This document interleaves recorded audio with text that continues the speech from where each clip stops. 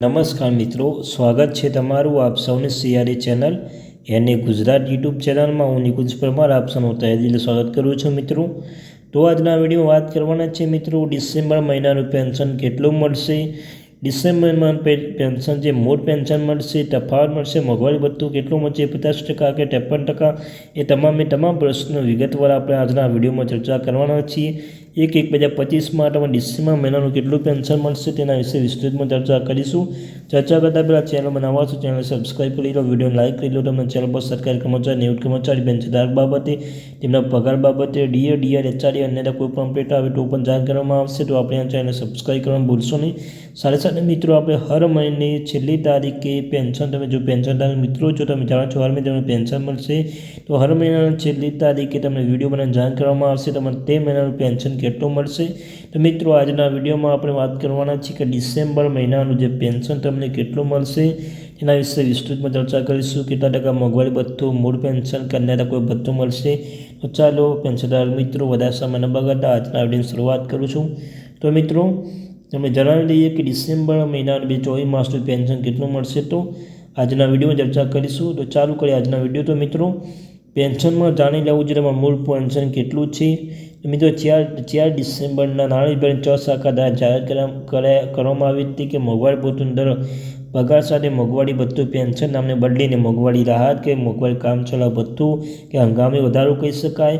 એ ટૂંકમાં તરીકે ઓળખવા માટે મોંઘવારી ભથ્થું અથવા તેને ટીઆઈ તરીકેમાં આપણે ઓળખીએ છીએ, એ ગમે રીતે આપણે નામથી ઓળખી શકીએ છીએ। તો મિત્રો મોંઘવારી ભથ્થાના દરના સરકારશ્રી પહેલાં 50% વધારીને 53% મુજબ, એટલે કે હવે પેન્શનની જે રકમ છે એના અત્યાર સુધી રકમથી 50% વધારીને 3% વધારો કર્યો છે।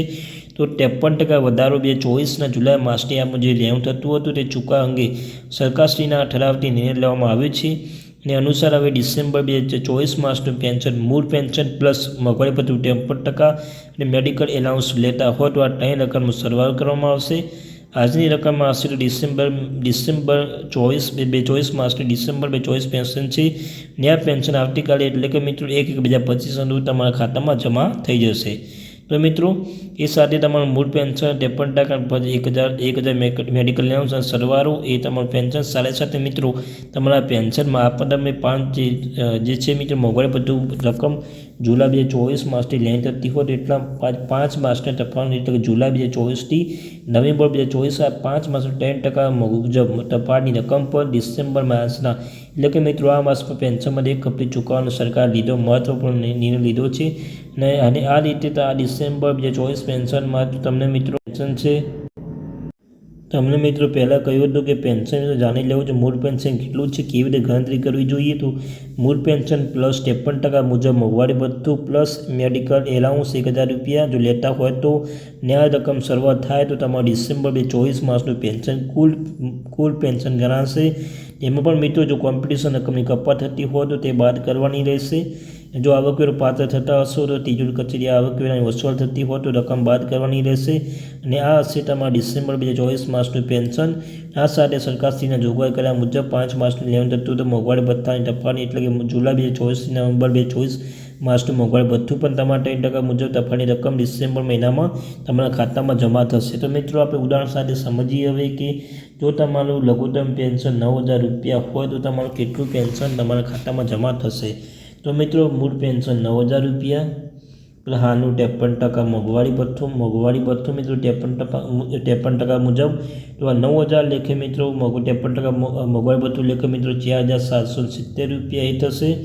તો મિત્રો આપણે વાત કરીએ કે 9000 જે લઘુત્તમ આપણે જસ્ટ એક્ઝામ્પલ છે, 9000 તમારું જે 9000 તમારું જો શું છે મિત્રો પેન્શન હોય તો 9000 ના લેખે 53% 4770 રૂપિયા અને 1000 મેડિકલ એલાઉન્સ, તો ટોટલ મિત્રો તમારે જે 14770 રૂપિયા તમારું થશે।